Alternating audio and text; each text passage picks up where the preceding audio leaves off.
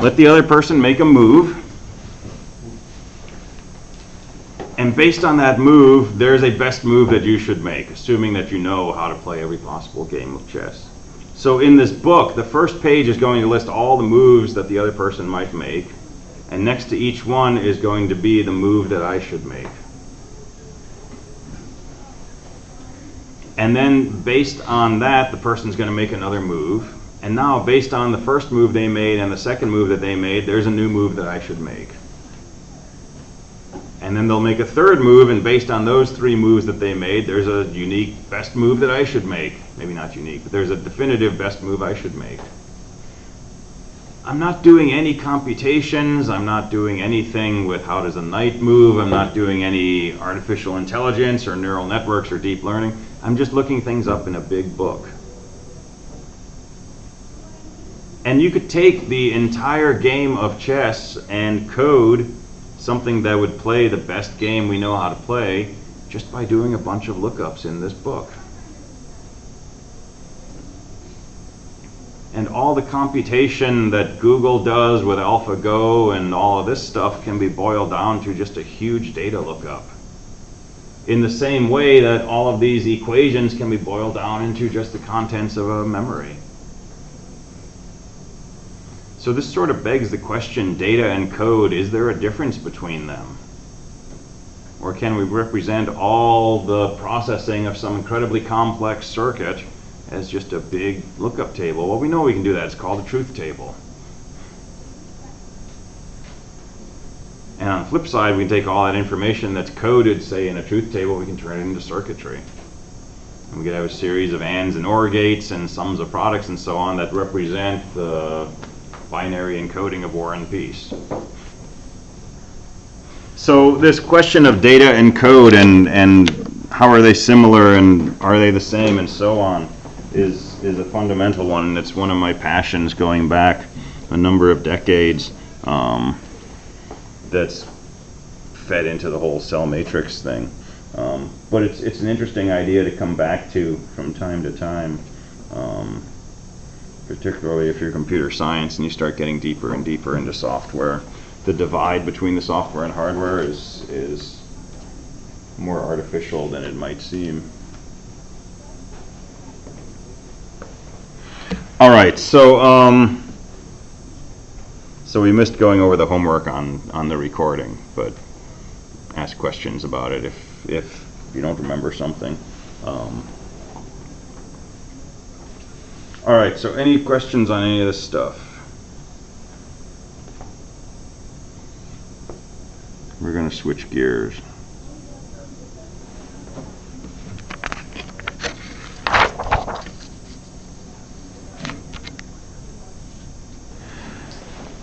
So we've looked at data sheets, and I commented that when you have an ideal inverter, for example, the input is 0, the output's 1. As soon as the input becomes 1, the output should immediately become a 0. That's sort of the ideal triangle with a circle on the tip. But in practice, when you have a physical inverter, input is 0, output is 1. If you raise the input to a 1, the output takes a while to respond. 5, 10, 15 nanoseconds later, the output will go low. But there's a period of time during which the input is high and the output is also high, which shouldn't happen with an inverter, but it does, because these things are physical devices and they don't respond instantaneously. So let me show you a circuit.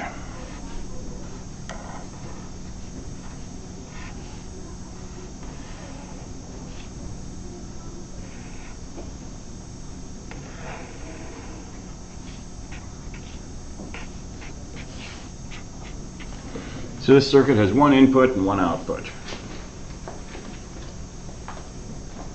So what would be an equation for x in terms of A?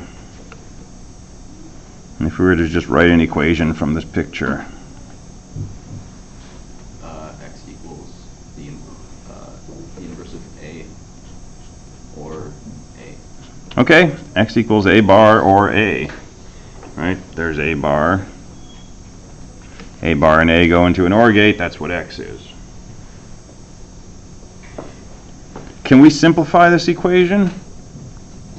How does this simplify?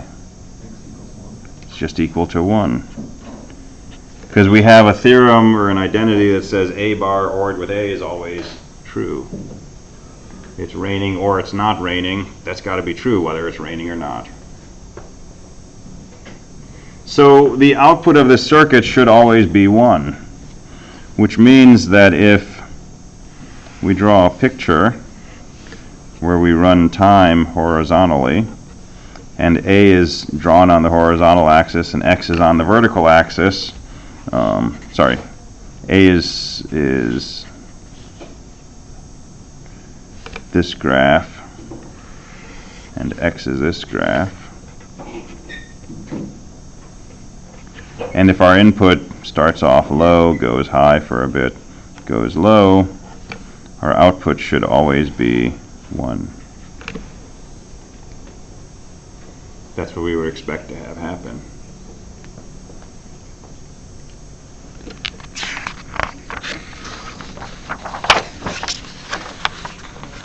But let's analyze this more carefully. So let me redraw these graphs. So here's time.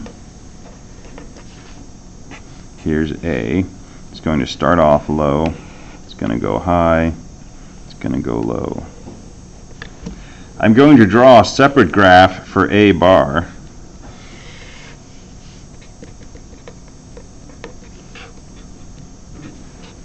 If A is low, A bar is going to be high. At this point, the input A goes high. We know that for the next 10 nanoseconds, A bar is still going to be high. And then eventually it's going to respond to the input and go low. And when we draw these, we usually exaggerate this, right? On a scale, 10 nanoseconds would be tiny, but I want to see the effect of this. And then at this point, the input drops to 0 again. And let's say it's the same propagation delay, so 10 nanoseconds later, the output goes high. So now let's draw what X is. And X is supposed to be this, ORed with this. Well, 0 ORed with 1 is what? That's a 1, so X is high. At this point, we have a 1 ORed with a 1. That's still a 1, right? At this point, we have a 1 ORed with a 0. That's still a 1. So far, so good. What happens at this point? What are the two inputs to the OR gate? It's a 0 and a 0. What's 0 ORed with 0? That's a 0. So this is going to drop. Well, it's actually going to take a little propagation delay for X to drop. So there's going to be some delay, and then X is going to go down to 0. And then at this point,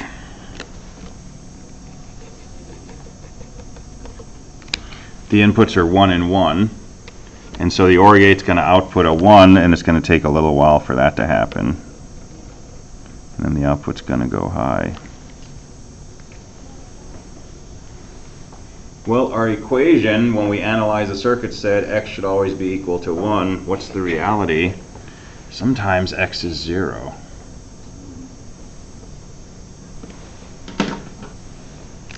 And so this is called a glitch.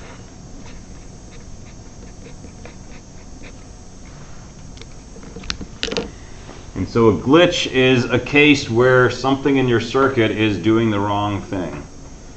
And it's usually temporary, and it's usually very short. But it's definitely going down low for some period of time. And eventually, everything's fine. Eventually, once we get past this short period of a few nanoseconds, X is high again. It looks great. The problem is, what happens when X goes low momentarily?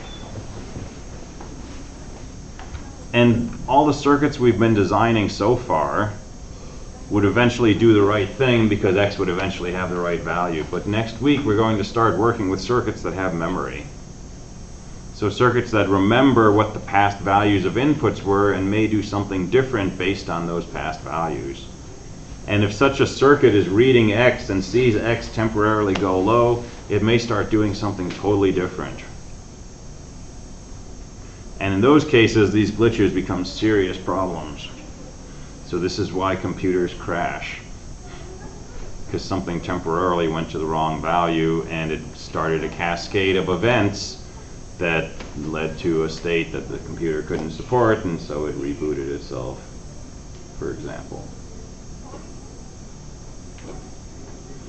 And the question of how to deal with these glitches is an interesting one. In some cases, these can be cleaned up by rewiring our circuit. Now, this is a silly circuit to build. If we wanted X to be 1, we wouldn't build a circuit like this. We take a 1K resistor, we tie it to 5 volts, we feed it to X. And so in some cases, we can avoid these glitches, but in other cases, we can't. And instead of avoiding the glitches, we need to learn how to live with them. And that's going to take us into the remainder of the course, which is dealing with sequential circuits, circuits with memory. And the basic way we're going to learn to live with glitches is we're going to close our eyes. And we're going to keep our eyes closed any time that these glitches might be occurring, and we're just going to open them once in a while. And so we would keep our eyes open here, and here, and here, and here, and here, but our eyes are going to be closed while this is glitching out. And we're going to design circuitry that only pays attention to things at these fixed intervals. And the way we're going to do that is we're going to use what's called a clock. So when you have a CPU with a 2.5 gigahertz clock, it means that 2.5 billion times a second, 2.5 times every nanosecond, the circuitry is basically waking up and responding to the state of everything inside the circuit.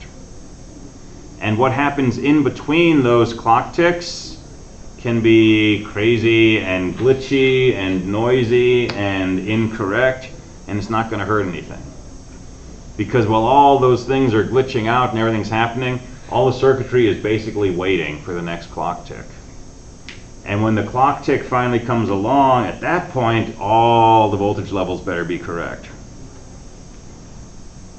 And if you set the clock correctly, you do it in such a way that these little propagation delays, like from here to here, or from here to here, are smaller than the time between the clock ticks. So an input changes when the clock ticks, and you're not going to tick again until all these things have worked through the circuitry and settled out. Now, how fast should you tick your clock? That's a huge problem. Right? Very simple circuit like this, we could figure out what the longest time is that this glitch would exist and just make the clock something a little bigger. Right? Just wait a little longer than that. But remember, when you look at the data sheets, it says typical propagation delay 5 nanoseconds, maximum propagation delay 8 nanoseconds. So which one do we design for, 5 or 8? If you don't design for the 8 and the 8 happens, you're kind of in trouble. But if every chip has an average delay and a maximum delay, and you always use the maximum, you may be running your system slower than you really need to, because you're assuming that every chip is suddenly doing its worst case performance. So maybe you build your circuit with a variable clock and you test it. And you say, can it run at this clock speed? Can it run at this next clock speed? And so on. Or you buy your CPU with a 2.5 gigahertz clock and you say, you know, I want to run a little faster, and you overclock your system. And what you're doing is you're playing the game of, yeah, technically this clock speed is safe. Anything faster can't be guaranteed, but you know, it still might be safe if I do 2.6 gigahertz. Pretty good chance that, you know, there's a margin of safety there, and if I bump the clock up a little bit, it's still going to work. And 2.6, your system works fine, your game is still running, so you try 2.7, and you can sort of keep bumping it up. And you know, might have been a really good manufacturing run that particular day. They made the CPU for your computer, and you can crank it up to 3 gigahertz. And your friend tries it on their computer, and they get to 2.55, and things start glitching out. So it's a trial and error kind of thing. But again, the usual problem with overclocking is more to do with heat. Right, because that's the other limitation on the clock speed, is the faster you clock, the more heat is generated. And unless you really beef up your cooling system, right, your chip can start smoking. So we're going to learn about clock systems. We're going to design circuits that have memories first, and then we're going to eventually use those to create more complex circuits that we use a clock to regulate when things happen. And we'll see an example for that by looking at what goes on inside a computer when we execute a few lines of C code, and then we'll build a clock into that and see how that helps us. So next week we're going to start making circuits that can remember ones and zeros, and then we'll start looking at clock circuits, and this will eventually take us into state machines. And we'll spend about a week and a half analyzing state machines, and then we'll spend about a week and a half designing state machines. So first we'll analyze, learn how to figure out what this does, and then we'll learn how to design them ourselves. And then we're going to be in the last few weeks of the course, we'll talk about some Verilog, and then we're done. Good for 270. Sound good? All right, have a great rest of the week, enjoy the weekend, and I will see you next week. Hey, are you going to be heading down around the laboratorium soon?